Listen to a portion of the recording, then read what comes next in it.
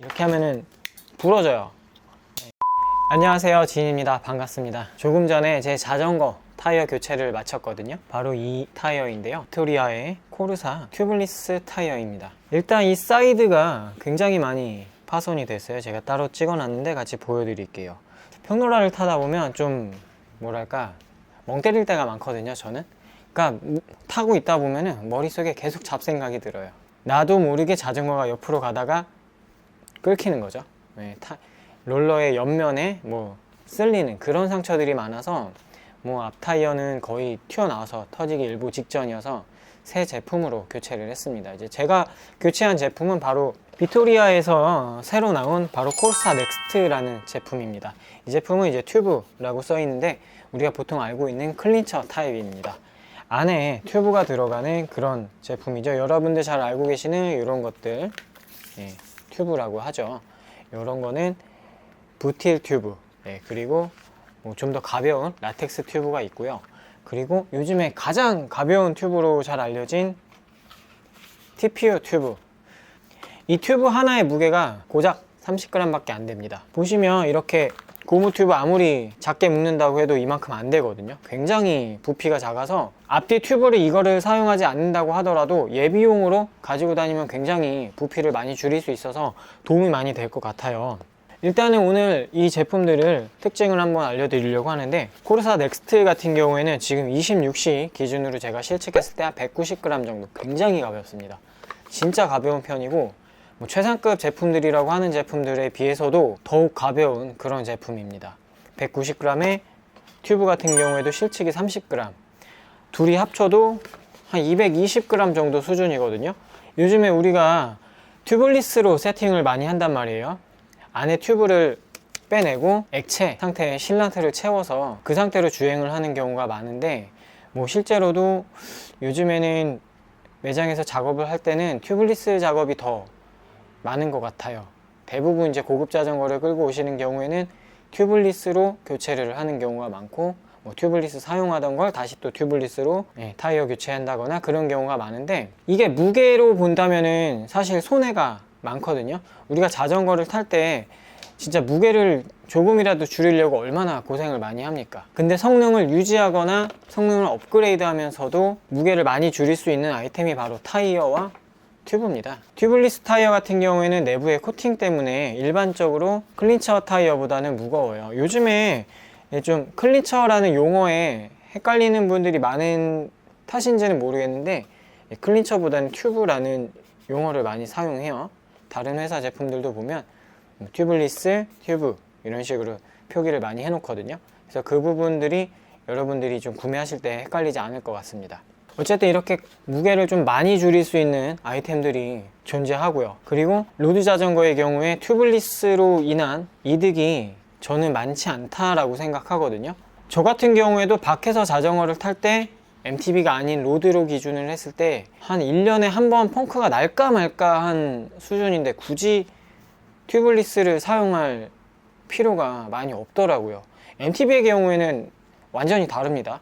MTB는 상대적으로 훨씬 저압을 유지해야 하고 굉장히 불안정한 지형을 다녀야 하기 때문에 튜블리스로의 이점이 클린처에 비해서 훨씬 많아요. 그래서 MTB는 되도록이면은, 그리고 산악주행을 많이 하실수록 튜블리스 세팅을 추천드립니다. 노면에 직접적으로 닿는 이 타이어가 가벼워진다는 것은 결국에는 사용 기간이 줄어든다라는 의미가 될 수 있거든요. 그런데 이 제품 같은 경우에는 이 실리카라는 소재가 추가되면서 기존의 제품에 비해서 마일리지가 더 길어진 좀 독특한 특징을 가지고 있습니다. 그리고 아주 가벼운 튜브, 이 튜브와의 조합으로 굉장히 반응성이 뛰어나고요. 이 TPU는 여러분들이 아마 관심이 있는 분들은 아시겠지만, 우리나라 같은 경우는 좀 유행을 시킨 게 주황색 튜브, 혹시 아세요? 튜블리토라고 해서 이 주황색의 TPU 튜브가 굉장히 유행을 했었는데, 요즘에는 이제 종류가 좀 많이 나와서 빅토리아에서도 이렇게 울트라라이트라는 제품이 TPU로 나왔어요. 그러니까 TPU는 간단하게 설명을 드리면 플라스틱인데요. 플라스틱인데 고무 같은 특징을 가지고 있어요. 그래서 뭐 열 가소성 폴리우레탄 뭐 이런 식으로 부르기도 하는데, 뭐 공사 현장 같은 데서 많이 사용되는 뭐 PVC 같은 거, 그런 게 이제 비슷한 특징을 가지고 있기는 한데 TPU가 더 환경 친화적이고 가벼운 소재로 알려져 있습니다. TPU가 이제 저 같은 경우에는 좀 저한테는 특별한 소재는 아니기는 해요. 자주 다루는 소재인데 이제 요거 이제 3D 프린터로 출력한 제품입니다. 이거는 이제 플라스틱 특징을 가지고 있어서 이렇게 하면은 부러져요. 네, 잘 부러집니다. 근데 이거는 이제 속도계 전용 케이스로 제가 따로 만든 거거든요. 네, 이거 보시면 네, 이런 특징을 가지고 있습니다. 이런 특징을 가지고 있는 소재고, 그래서 만들기가 좀 간편한 편이에요. 대신에 열에 좀 약합니다. 그래서 이 튜브도 제조사에서는 림브레이크 모델에는 사용하지 말라 라고 하거든요. 왜냐면 우리가 자전거 타면서 브레이크 잡으면 브레이크가 림브레이크인 경우에는 림의 마찰로 인해서 열이 계속 올라요. 그래서 정상적인 주행 중임에도 불구하고 그 마찰열로 인해서 안에서 튜브가 손상이 될 수 있어요. 디스크 브레이크 전용으로 아예 그런 식으로 표기를 해서 제품이 나왔거든요. 당연히 이렇게 튜브의 구조이기 때문에 펑크가 날 수 있어요. 근데 펑크가 났을 때 안정성이 이런 고무 튜브보다 좋습니다. 그 이유는 이런 고무 튜브 같은 경우에는 펑크가 났을 때 바람이 굉장히 빨리 빠집니다. 그래서 만약에 주행 중에 앞바퀴에 펑크가 났을 때 재빨리 대응하지 못하면 공기가 없어지면서 순간적으로 이제 바퀴가 금속 부분이나 카본 부분, 이 림 부분이 바닥에 미끌리면서 이제 조향을 잃고 넘어지는 경우가 많죠. 근데 이 TPU 같은 경우에는 똑같이 어디에 찔렸을 때 일단은 더 펑크가 덜 나기도 하고요. 만약에 펑크가 났을 때도 공기가 누출되는 속도가 좀 더 느립니다. 그래서 우리가 좀 위험해서 안전하게 대처를 할 수 있는 그런 제품이죠. 가격은 3만 원이 넘으니까 굉장히 튜브 치고는 비싼 편이에요. 그래서 나는 자전거 무게를 좀 많이 줄이고 싶다 하시는 분들은 이런 TPU 튜브와 함께 비토리아 넥스트 튜브 타입, 네, 튜브 타입 추천을 드리고요. 그리고 공구통 안에 부피를 좀 줄이고 싶은데 어떻게 해야 되지? 라는 생각을 하고 계셨던 분들은 네, 이 TPU 튜브를 가지고 다니시면 부피를 훨씬 많이 줄일 수가 있으니까 공구통 내부에도 조금 여유가 생기죠. 저도 이제 부틸 튜브를, 고무로 된 부틸 튜브를 가지고 다니다가 요걸 이제 가지고 다니니까 안에 진짜 공간이 굉장히 넓어졌어요.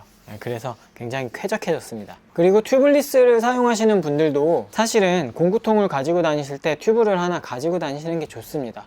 외부에서 실란트로 메꾸기 힘든 펑크가 난 경우에는 결국에는 튜브를 사용하셔야 돼요. 밖에서 물론 실란트가 막 새어 나오고 진짜 불편하긴 하다, 그죠? 뭐 멀지 않으면 뭐 콜벤이나 이런 것들을 부르면 되겠지만 멀리 갔을 때 이럴 때는 또 필요해요. 그래서 한 번이라도 사용하게 된다면, 물론 사용하지 않는 게 가장 좋은 라이딩이지만 사용해야 될 일이 있을 때 꼭 제대로 사용이 된다면 뭐 그 준비했던 비용이 아깝지 않죠. 타이어 장착된 것을 한번 보여드리도록 할게요. 자, 이 타이어 보시면 예전의 타이어 같은 경우에는 코르사 글씨 있는 부분이 한 군데밖에 없었어요. 양쪽으로 이렇게 한 군데밖에 없었죠. 근데 넥스트 같은 경우에는 디자인적으로 이렇게 비토리아라고 작은 포인트가 또 있어요, 반대편에. 그렇기 때문에 저 같은 경우에는 이렇게 밸브 쪽에 비토리아 작은 글씨를 맞춰놨어요. 그렇게 되면 자연스럽게 휠의 반대편 쪽에 있는 휠의 글씨들과도 위치가 맞게 되겠죠. 이렇게 하는 건 디자인도 더 좋아지지만 사실상 특징은 타이어가 어디에 장착이 되어 있는지 바로 확인을 할 수 있고, 펑크가 났을 때 타이어를 제껴낸 다음에 펑크가 난 부위를 확인하기가 굉장히 편해요. 펑크 난 부위를 확인하고 튜브가 어느 부분이 펑크가 났는지 이런 것들을 곧바로 확인을 하기가 훨씬 편하죠. 그래서 이렇게 맞춰 놓으시면은 여러분들도 좀 평소에 유용하게 사용하실 수 있습니다. 그리고 이 제품은 26C예요. 저는 이전에 25C를 사용했었는데 코르사 25C보다 조금 좁은 느낌이 드는데 코르사보다는 루비노 프로의 그런 특징들을 보여주고 있습니다. 실제로 장착했을 때의 모습이라든지 몇십 킬로 주행을 했을 때도, 오르막 내리막 했을 때도 그 느낌이 좀 루비노 프로를 사용했을 때와 조금 비슷합니다. 사실 비토리아 타이어 중에서는 코르사보다는 루비노 제품이 우리 같은 동호인들이 사용하기에 더 적합합니다. 오래 쓸 수 있고 내구성도 튼튼하고요. 그리고 바람은 지금 제가 타이어를 장착하고 일주일 정도 사용을 한 건데 아직 공기가 빠지지 않았습니다. TPU 튜브를 써보지 않으신 분들은 이 공기가 잘 빠지지 않냐 라고 물어보시는 분들 계시는데, 그러니까 부틸 튜브처럼 바람이 잘 빠지지 않으면서 라텍스 튜브의 장점인 무게 그리고 반응성, 이런 것들을 가지고 있기 때문에 오히려 그런 부분들이 모두 다 통합해서 가장 좋은 튜브가 바로 이 TPU 튜브라고 생각을 합니다. 일단 부피 차이가 굉장히 크기 때문에 공구통의 공간이 아주 넉넉해집니다. 그게 진짜 좋은 장점인 것 같아요. 그리고 조금 더 보여드릴 것이 있는데, 이런 거를 핑계로 넥스트 제품으로 교체를 했습니다. 그리고 같이 들어있던 빅토리아의 에어라이너, 이 제품 예전에 장착했던 거 기억나세요? 실란트를 잔뜩 집어넣었는데도 얘는 실란트를 하나도 머금지를 않아서 튜블리스로 사용할 때 바로 재활용이 가능할 것 같습니다. 1년 넘게 했는데 실란트는 전혀 흡수가 되지 않은 모습이에요. 그냥 조금 지저분해졌다? 그런 느낌밖에 없습니다. 이것도 따로 빼는 모습 같은 거를 보여드렸으면 좋았을 텐데 그렇지는 못해서 조금 아쉽네요. 자, 이 TPU 튜브 같은 경우에는 이제 밸브 길이가 지금 현재 빅토리아에서는 60mm만 나와 있어요. 그래서 림의 높이가 50mm가 넘는다면 조금 사용하기가 어려울 수 있습니다. 그래서 연장을 하거나 그렇게 해서 사용을 해야 하는데, 꼭 이 제품이 아니더라도 또 밸브가 길게 나오는 조금 저렴한 제품들도 있어서 여러분들도 한번 경험을 해보시면 좋을 것 같습니다. 다만 제가 사용을 직접 장착을 해봤을 때 TPU 튜브는 장착할 때 조금 요령이 더 필요해요. 부틸 튜브를 사용할 때보다는 조금 더 주의를 기울여서 장착을 해줘야 됩니다. 실제로 여러분들은 조금 장착할 때 고생을 할 수도 있을 것 같아요. 어쨌든 이 타이어와 튜브만으로 자전거 앞뒤를 교체하면서 한 100g 정도 자전거가 다이어트가 됐어요. 기존에 사용하던 타이어들과 가격 차이는 크게 나지 않는데 교체를 함으로써 얻을 수 있는 이득이 더 컸던 것 같습니다. 넥스트 타이어 같은 경우는 24, 26, 28, 30 이렇게 짝수 단위로 사이즈가 출시가 되기 때문에요. 좀 기존에 사용했던 것보다 조금 적게 혹은 조금 넓게 사용을 해보고 싶으셨던 분들이라면 넥스트 타이어 사용하시면 좋은 선택이 될 것 같습니다. 그리고 기존의 코르사의 기술도 그대로 적용이 돼 있어서 조금 내구성이 좋아진 코르사, 그러나 평지 주행성이 뛰어나고 코르사에 비하면 확실히 이 코너 접지면은 기존의 코르사가 더 뛰어납니다. 일단 제 개인적인 의견이니까 그건 이제 참고만 해주시고요. 클린처 튜브 제품뿐만 아니라 튜블리스도 출시가 되어 있으니까 많은 관심 가져주시면 감사하겠습니다. 자, 오늘 그럼 여기에서 마무리하도록 하겠습니다. 감사합니다.